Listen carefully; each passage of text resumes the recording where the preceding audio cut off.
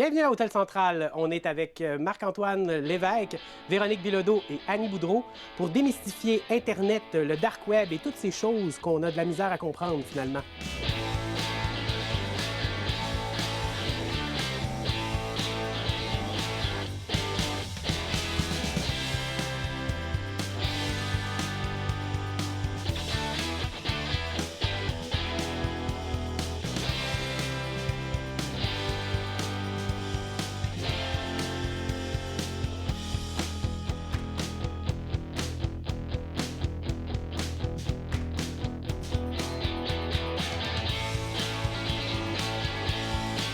Véronique, bienvenue parmi nous. On est toujours dans la fabuleuse buvette du Mange-Grenouille. Toi, tu es une jeune, donc tu as embrassé l'Internet assez facilement. C'est comme dans ton sang, tu es relié par des câbles à l'Internet.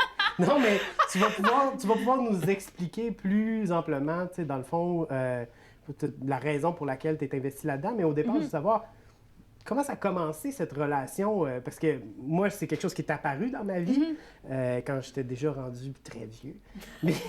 Mais toi, comment ça a commencé? Bien, moi, j'ai vraiment grandi avec Internet. Là. Quand j'avais comme 5 ans, mes parents ils ont eu leur premier ordinateur. Puis là, à ce moment-là, je découvrais Internet. À 5 ans? Oui, à 5 ans. Puis, tu sais, dans ce temps-là, justement, c'était pas réglementé nécessairement. T'sais, on n'avait comme pas conscience que c'était une mauvaise chose d'être beaucoup sur l'ordinateur ou de fréquenter beaucoup Internet. Fait que moi, j'ai vraiment grandi avec ça. Puis j'ai passé énormément de temps sur les ordis en général.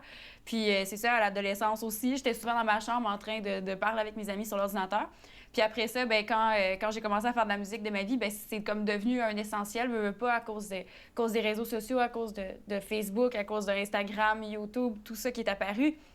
Puis c'est ça, finalement, moi, j'ai appris à m'en servir aussi parce que j'ai étudié en communication à l'université. Puis c'est vraiment devenu une partie intégrante de mon travail. Fait que j'ai vraiment grandi avec ça, puis là, aujourd'hui, ben ça me suit encore. Mais à quel âge tu as eu ton premier cell? Ou est-ce que tu faisais des textos? Ça, c'est gênant. Je l'ai eu à 12 ans. 12 ans. Pourquoi tu dis c'est gênant? Bien, c'est parce que c'est jeune, 12 ans, pour avoir un cell. Moi, j'ai eu mon cell, je me souviens, j'étais la première de mes amies à l'avoir eu. Puis moi, j'en voulais vraiment un pour ma fête parce que je le trouvais donc beau, puis tout ça. Puis ma mère, elle disait... Je vais être sûre que ma fille est en sécurité, elle va pouvoir m'appeler, peu importe où ce qu'elle est. Okay. Fait que ma mère, c'était ça son prétexte pour m'en acheter un, sauf que, je veux dire, j'avais 12 ans, on était en 2006.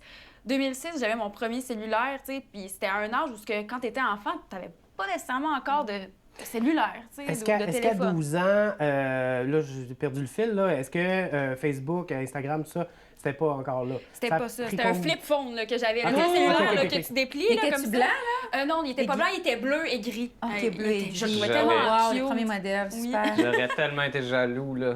Bien, pas mal de mes amis étaient jalouses. Ou que, tu sais, dans un autre sens, aujourd'hui, je regarde ça et je suis comme un enfant de 12 ans qui a un cellulaire, tu sais.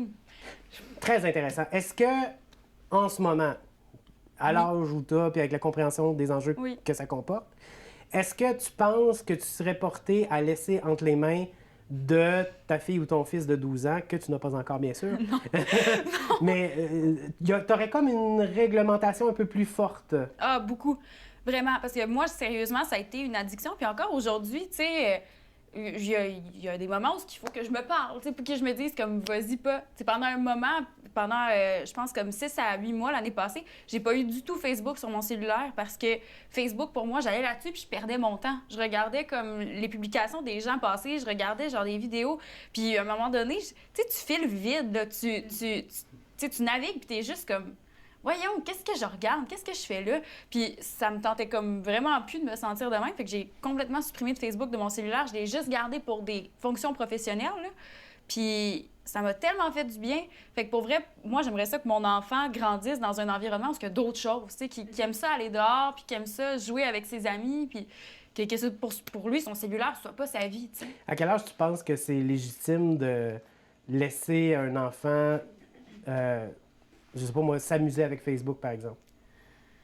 Bien, je pense que l'âge minimum, c'est-tu 13 ans? 13 ou 14 ans pour Facebook? Il y a comme un âge minimum. Ah, je me sais ça, plus. c'est une loi Suggéré. suggérée. OK. Ouais. C'est quel âge à peu près? En fait, c'est 12 ans, 12 ans, qui est ok. suggéré par Facebook, sauf que si le parent, il y a Messenger Kids, puis il y a plusieurs autres petites applications qui font que l'enfant de 8 ou 9 ans a quand même accès à Facebook s'il le désire, sous supervision parentale, finalement. Ok. Mais est-ce qu'il y a vraiment supervision? Je me pose la question. C'est comme le ça. Youpa Facebook. C'est en plein ça. Ça ressemble un peu à ça. Là, on vient de parler de Youpa Facebook. Donc, quand on parle de Facebook et de Youpa, ce sont des applications de communication, si on veut, des réseaux sociaux. C'est drôle parce qu'on va appeler ça un réseau social. On va pas penser à la portée de ce que ça veut dire, mais Ouais. c'est vraiment l'idée de départ, du moins ce qu'on s'est fait vendre.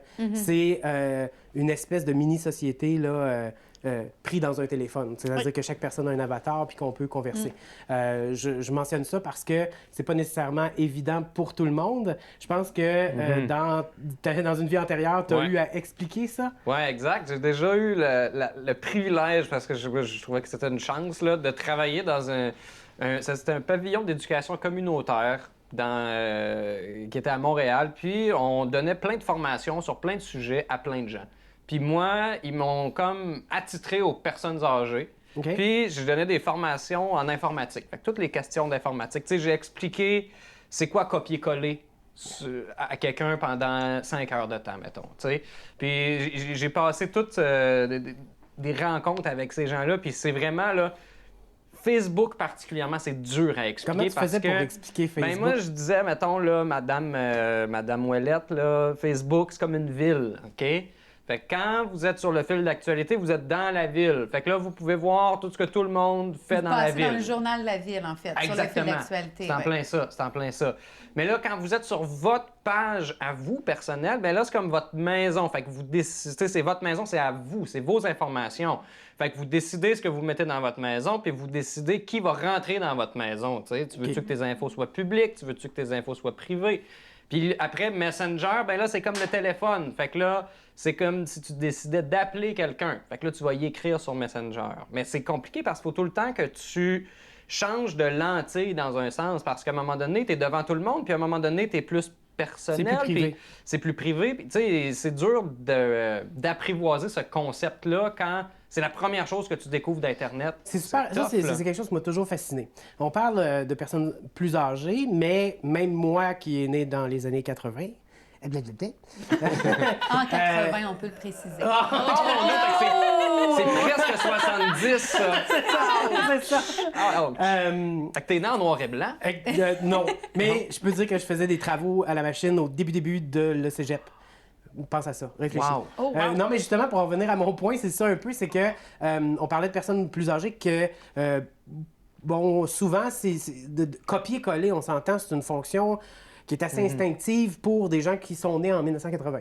Mais pour des plus jeunes, comme dans ton cas, Ouais. c'est comme une vraie joke. C'est 1 seconde d'apprentissage, c'est rentré, c'est acquis, c'est merci, bonsoir. Oui. On copie-colle absolument tout après, et etc. C'est-à-dire que les médias sociaux avec leur langage, c'est-à-dire Messenger, c'est quoi la différence entre public, privé, Ouais. la page, tout ça, ça se fait assez rapidement.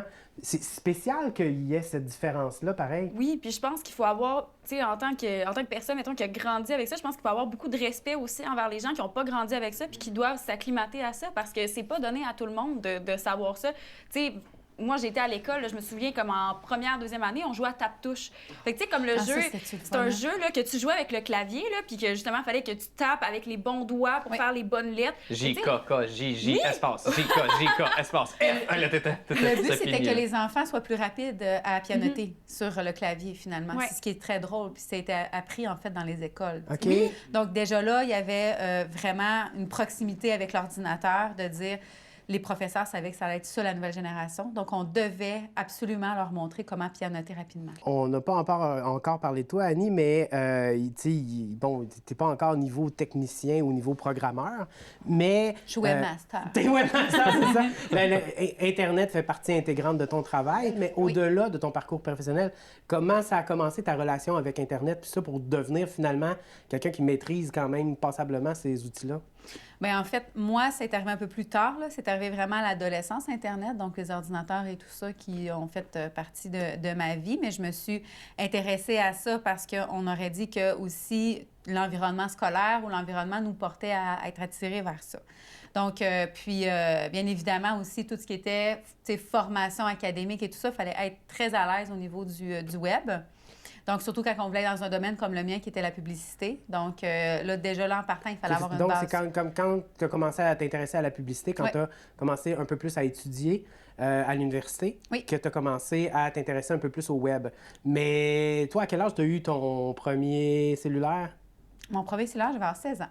16 ans? Puis t'as-tu un flip phone? Oui, blanc et guéri. OK. Après ça, 6 mois après, juste pour vous montrer comment que ça évolue vite, puis c'est ça que je voulais en venir tout à l'heure aussi, c'est que au niveau des personnes qui sont peut-être moins à l'aise avec Internet ou quoi que ce soit, c'est que les plateformes et les applications évoluent tellement vite qu'ils ont beau prendre, tu sais, justement, du temps avec des gens pour leur montrer et tout ça. Quelques semaines après, on est complètement ailleurs.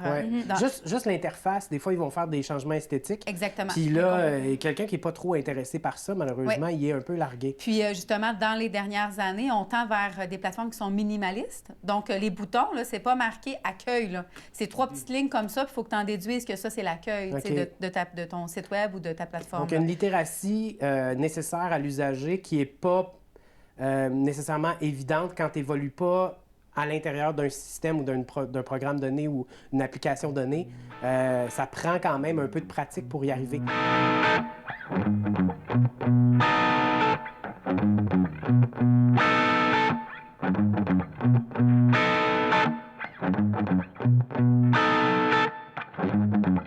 Internet, ça c'est fascinant ça comme phénomène. Ça. T'as tout ce que tu veux au bout des doigts.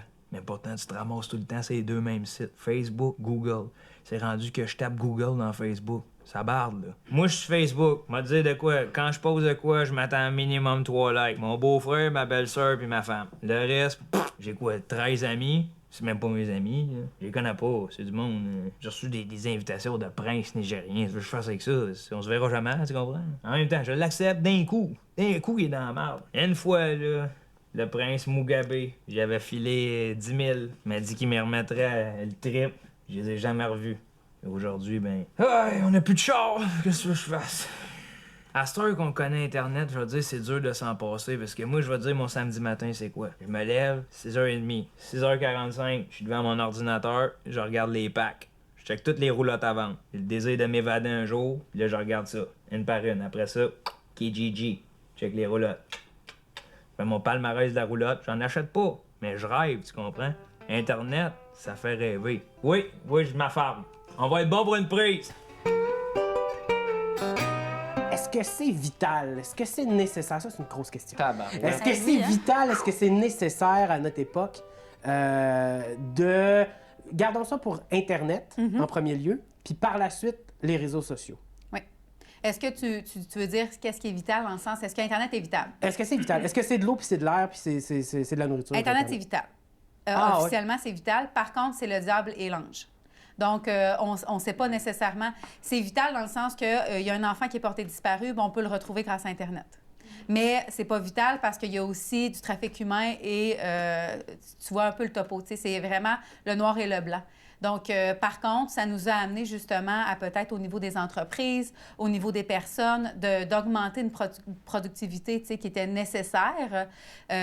Si on parle, par exemple, qu'on revient dans les années 50 où c'était des usines bondées de gens et tout ça, en différents contextes à l'heure actuelle, on ne pourrait même pas leur offrir un emploi ou quoi que ce soit. T'sais. Donc, la technologie a permis à ces entreprises-là et Internet et tout ça de s'optimiser puis d'être capable d'être plus rentable. T'sais. Donc, c'est vital dans un monde capitaliste dans lequel on est. T'sais.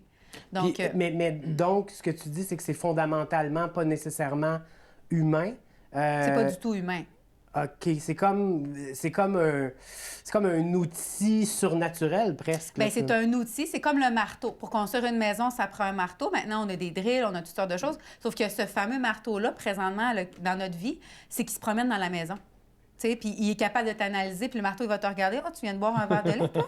Ah, je pensais que tu étais intolérant au lactose. » Mais tu vois, genre, fait que le marteau devient dangereux. Un marteau sournois. C'est ça, l'Internet est un outil, c'est sûr qu'il est un outil vraiment très bien pour plusieurs personnes, sauf que aussi peut être utilisé à mauvais escient. On peut assommer quelqu'un avec un marteau, mais c'est un peu la même chose avec Internet. Est-ce que les médias sociaux, c'est vital? Est-ce que c'est nécessaire à l'humain? Est-ce que c'est un outil nécessaire au même titre? Tu m'as dit Internet, là, on peut pas s'en passer. C'est de l'air, c'est de l'eau. L'humain en a besoin, en particulier au niveau des entreprises, mais quand même, tu semblais dire aussi au niveau humain.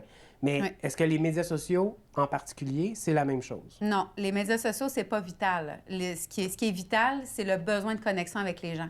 C'est ça qui est vital. C'est comme ça que les réseaux sociaux ont réussi à ouvrir certaines portes qui sont devenues dangereuses parce que les gens ont besoin de connecter avec une communauté, ont besoin vraiment d'être proches des gens. Ça fait partie de la pyramide de Maslow, d'avoir un besoin d'appartenance à un groupe. Donc, les gens qui travaillent là-dedans, qui sont souvent des ingénieurs technologiques, là, ils ont créé des environnements ou des plateformes qu'on a l'impression de faire partie d'une communauté ou d'un groupe. Qui génère justement la fameuse dopamine. Donc, parce que tu as des j'aime, parce que tu as de l'acceptation. Exactement. Les fameux j'aime là, de Facebook, dès le départ, là, c'était juste pour répandre de l'amour et du positif dans le monde. Hein. Puis ça a vraiment, c'était l'arme de base. C'est vraiment ça l'intention au départ? L'intention de base, c'était vraiment ça. Ça a été créé comme ça. Dans les, quand que tu regardes, par exemple, les chartes de projet là, du fameux Facebook et tout ça, au départ, c'était vraiment ça la mission. On veut avoir plus d'amour, puis on veut partager le positif. Puis ça a complètement transformé le web. Puis c'est devenu vraiment, là, moi, je veux des likes, puis je veux être acceptée dans mon groupe, je veux avoir un sentiment d'appartenance, je veux être la personne populaire de mon école secondaire, là, mais sauf sur le web à échelle... Ce qui a poussé la société et certaines personnes en société, en particulier des gens un peu plus jeunes, qui ont pas les capacités physiologiques pour répondre à ces shots de dopamine-là, à faire des excès complètement ridicules qu'on connaît, là, qui poussent certaines personnes même jusqu'au suicide. Donc, c'est très sérieux. Là. On parle de réseaux sociaux, puis, mais c'est vraiment sérieux. Là, c'est très sérieux. Depuis, en fait, les réseaux sociaux ont fait leur apparition aux années 2010-2011. Puis, si je prends les États-Unis, là, au Canada, les statistiques sont un peu moins dans ces proportions-là, mais on parle d'un taux de suicide qui augmente chez les adolescents de 165 Bien, voyons donc. Donc, parce que les adolescents ont un manque de confiance en eux parce qu'ils voient que le beau sur les réseaux sociaux. Donc, puis c'est pas vrai, tandis que dans les années, là, mettons qu'on reprend les années 80, dans notre école secondaire, il y avait 2-3 personnes qui étaient magnifiques, qui avaient des belles personnalités, le joueur de football, si vous connaissez un peu les stéréotypes. Mais là, c'est juste des stéréotypes qu'on véhicule à la jeune société, tu sais. Puis donc, c'est là que ça crée des problèmes au niveau de la confiance en soi de ces fameux jeunes-là, puis qui en viennent à des résultats comme ça. Tu sais, les fameux filtres, là, qu'on est donc beau avec le filtre, hein, puis ça fait du bien.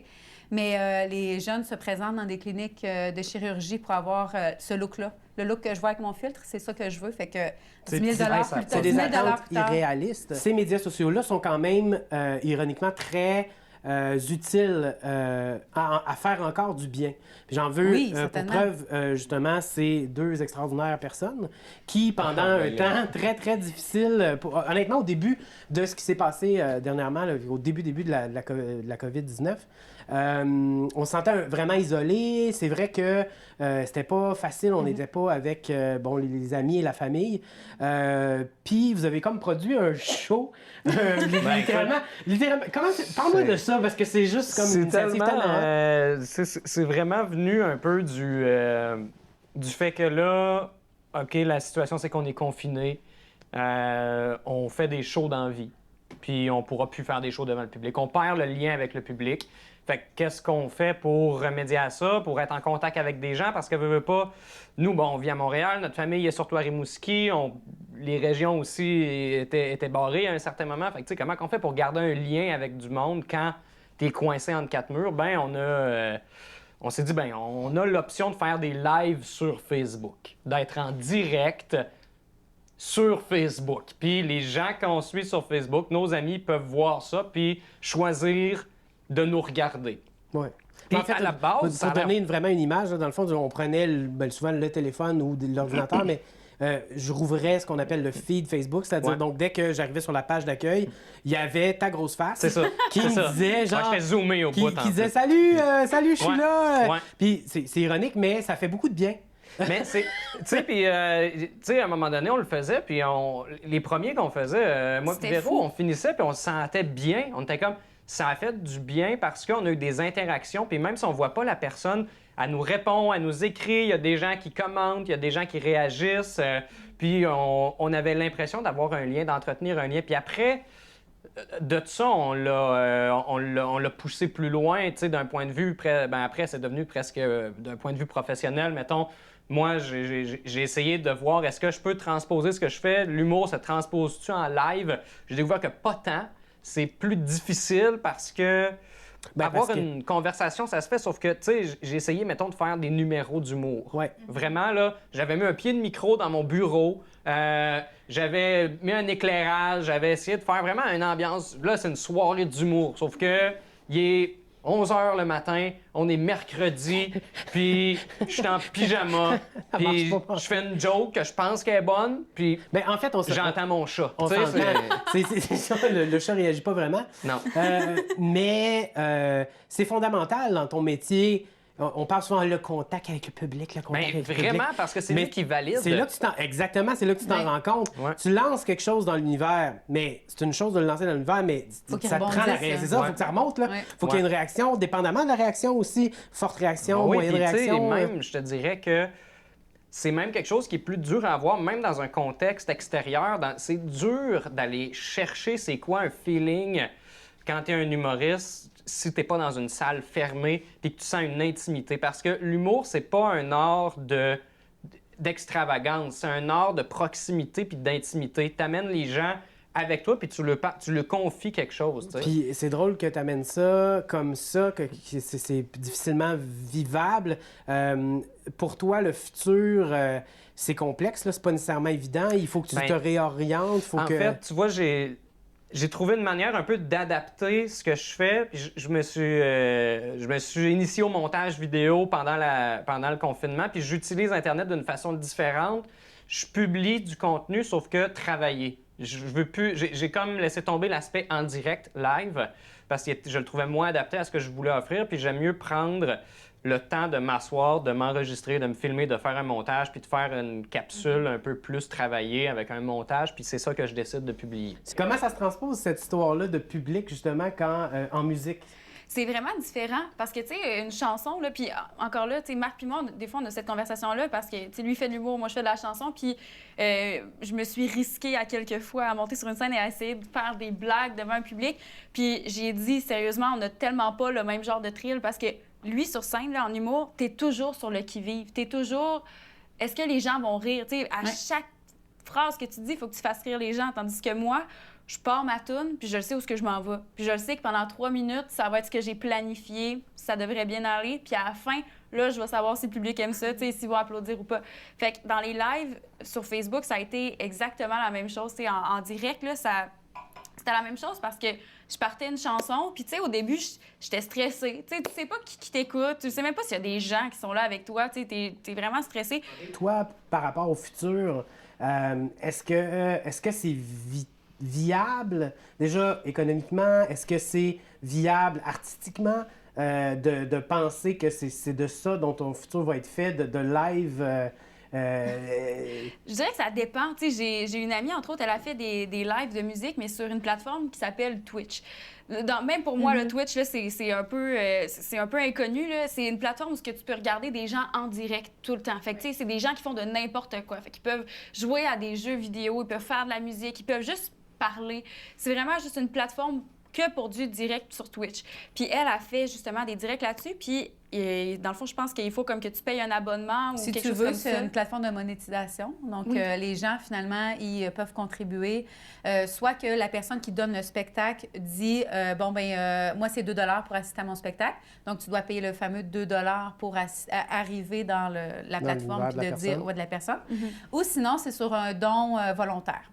Donc, Ben, cette amie-là, là, justement, là, elle a reçu tellement de dons. Là. Il y a quelqu'un qui lui a envoyé de l'équipement pour faire ses lives. Puis, tu sais, je veux dire, ça, c'était juste au début. Là, je pense que ça faisait comme 1 mois et demi qu'elle en faisait. Puis là, ça doit faire comme 7-8 mois qu'elle en fait. Puis je pense qu'elle vit très bien de ça. Là. Fait que je pense que ça dépend aussi de ta stratégie en tant qu'artiste. T'sais, est-ce que tu veux faire des lives 4 fois par semaine sur Twitch? Est-ce que tu veux mélanger un peu de spectacle avec tout ça? Je pense que c'est ça dépend vraiment de chacun. Puis moi, je sais que pour ma santé mentale, je pourrais pas faire 4 lives par semaine. Là. Je sais que ce serait beaucoup trop pour moi puis que je serais pas capable. Fait que j'admire vraiment de faire ça. Mais je pense que c'est vraiment un bel outil à utiliser pour essayer d'aller rejoindre un nouveau public, puis d'une manière peut-être plus humaine sur des réseaux sociaux qui sont justement un peu... tu sais, c'est pas très humain à la base, là, tu sais. Ouais. En tout cas, tu regardes ça, puis ça sonne pas très humain. moi, je vais appeler Facebook, je vais leur demander qu'ils mettent un bouton pour qu'on entende applaudir pour ces deux-là. Ah, c'est clair. Ouais, Mais c'est très logique. le pire, c'est que c'est ça, il est dans le bottin. Hein? Tu regardes Facebook, puis tu dis allô Facebook, Ben puis tu oui. les appelles, puis il n'y a pas de trouble. C'est assez Jamais de facile à les réponse. rejoindre, là, il n'y a aucun souci. Ah oui, tellement. non, mais c'est drôle parce que on parle de réalité augmentée, de réalité virtuelle et d'intelligence artificielle. C'est 3 trucs en plus de la 5G, la fameuse 5G. Oh mon Il y a un Dieu! petit peu moins de tours, qui nous hein? grille le cerveau. Hey. Tout ça est interrelié et c'est devant nous. Et tu disais, je vais appeler Facebook pour qu'on entende les gens applaudir. Ils m'ont déjà écouté, en fait. Mon oui, cellulaire ne doit pas être c'est ça, proche. c'est vrai, C'est vrai, ça, cette affaire-là, que nos c'est ça, cellulaires c'est nous vrai. écoutent. Ben, Moi, un moment donné, on- j'ai dit Pepsi, puis 10 minutes après, j'avais une pub de Pepsi. C'est bientôt, c'est là. Bientôt, notre fils va rentrer de l'école et va nous apprendre à évoluer dans la réalité virtuelle. Ça va être À bientôt. À demain. À demain. Merci d'avoir participé à notre fabuleuse émission. Bien, merci.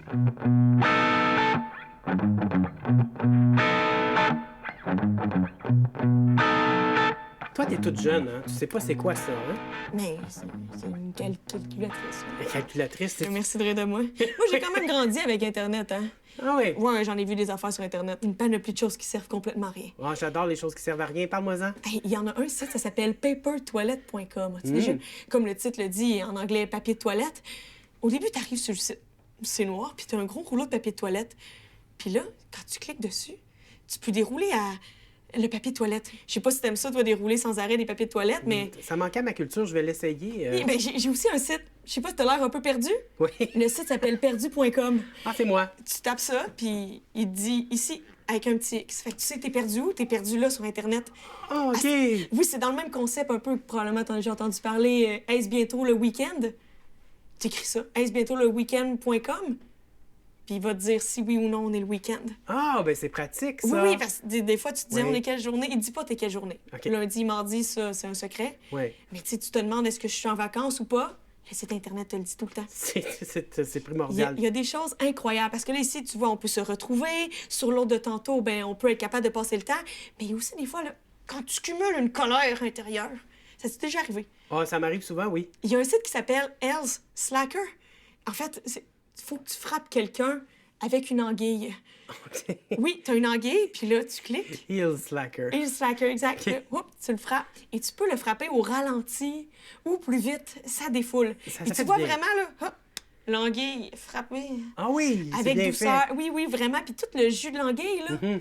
vraiment quelque chose de fascinant. Je vais, dès que je peux, ça m'intrigue. Il y a un autre site, ça s'appelle Catcordion. Cat, comme chat. Ouais. Cordion, Accordéon. accordéon. OK. T'as un chat, tu peux choisir le style de chat que tu veux. Mhm. T'as des notes, puis t'as des bruits de chat. Comme si tu jouais de l'accordéon de chat. Avec un chat. Oui, avec un chat. Avec une panoplie de sortes de miaulements, chats de possibles. miaulements. Ah oui, de miaulements aussi. Moi, mon chat adore ça quand je fais ça. Oui? Non. Non. Ouais, je pense que t'as Quelle l'impression que déception. je la trompe. OK. Parce que tu joues avec un autre chat. Oui, exact. Ben, jouer avec un autre chat, tu comprends, des heures de plaisir sur mon Catcordion. Ben oui. C'est très édifiant, c'est beau. Oui, mais c'est surtout que j'aime la musique. Tu me connais, là. J'adore écouter de la musique. Fait écouter le miaulement répétitif d'un chat, ça vient me chercher. C'est quelque chose qui... Wouh! Ouh! Ça vient me... Ça Ok. me change. Ah ben mon Dieu, mais Hey, je te jure, du temps que j'en ai passé sur Internet, là, Je sais même pas pourquoi je continue à te parler. Je veux dire, j'ai tellement de sites à je aller vais y voir. retourner. J'ai un autre comprends. site. J'en ai un autre, je vais t'en parler bientôt. OK, Je vais OK. revenir avec ça. OK, bye.